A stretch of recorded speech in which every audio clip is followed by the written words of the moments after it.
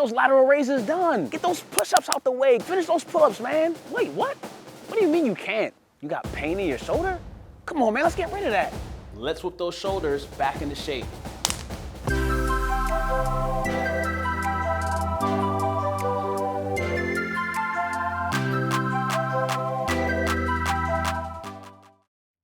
When we're introducing some of the stretching concepts to help rehab the shoulder, a couple of key stretches that are going to be very helpful. We don't only want to stretch the shoulder, we want to make sure that we address the thoracic spine as well. This is really important for us improving and enhancing our total shoulder mobility. If you feel like there are difficulties being able to move that shoulder fully overhead, don't just target the shoulder, do exercises that also target the thoracic spine, which is going to be important for getting that full shoulder range of motion. So exercises like the thread the needle is very fun for people who want to just be a little bit more on the dynamic side, getting their entire body rotated and stretching out that posterior capsule of the shoulder. And it's a great way. Most people might do the simple basic cross body stretch where they take their arm across their chest and stretch that way, but this is actually more effective for rotating that entire thoracic spine and getting a deeper stretch to the thoracic capsule. Now, keep in mind as you're doing this exercise, just maintain what is comfortable for you. If you start to feel pinching, pain, or discomfort, those are indications that this is probably too intense for you and that you should reduce or start off with another type of stretch first. Another great stretch that can be done to help relieve some of the pinching and the tightness that people feel in their shoulder is this pectoralis stretch. And one of the reasons why doing it on the floor can be a great option is for the same reasons we mentioned with the thoracic stretch where you're threading the needle. You're getting that thoracic rotation, which is going to be helpful for the shoulder mobility. And this is a great one because people having tight pecs is one of the reasons why they start to feel that pinching sensation in their shoulder as they start to do some of that upward over the head shoulder movement. So as you're doing this exercise, one of the things to always keep in mind is modulate how intense and how deeply you rotate into the movement.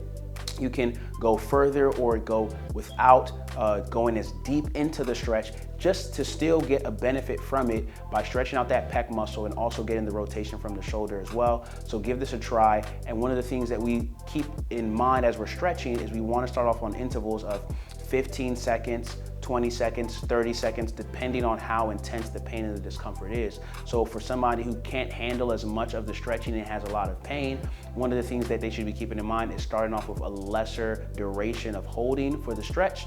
So 15 seconds, sometimes even 10 seconds with 3 repetitions can be sufficient just to find some relief, and going into the stretch for a longer duration may be more discomforting for a lot of people. So start off with what you can do and progress to 20-second holds, 3 repetitions, and then to 30-second holds, longer repetitions as you get into a more active approach where you're able to utilize this stretch before your activity and then feeling much better even as you start doing that exercise that you're going to begin.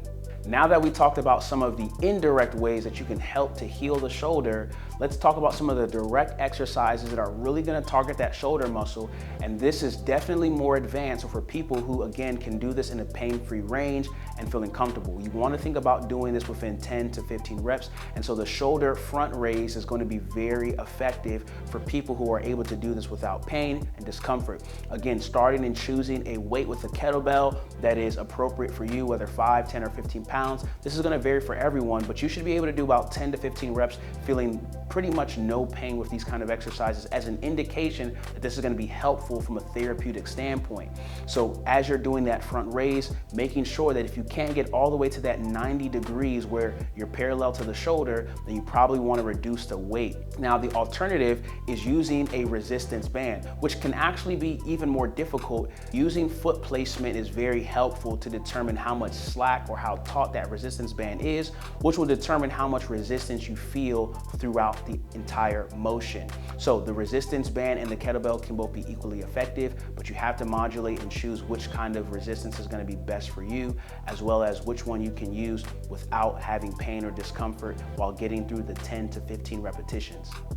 So when it comes to rehabbing a shoulder injury, one of the things that is very much underutilized by a lot of people is realizing that you can target one of the best shoulder muscles that is a primary shoulder muscle mover through the bicep. And you don't have to target it head on in order to start seeing improvement and reduction in shoulder pain and discomfort and healing and rehab of the injury itself.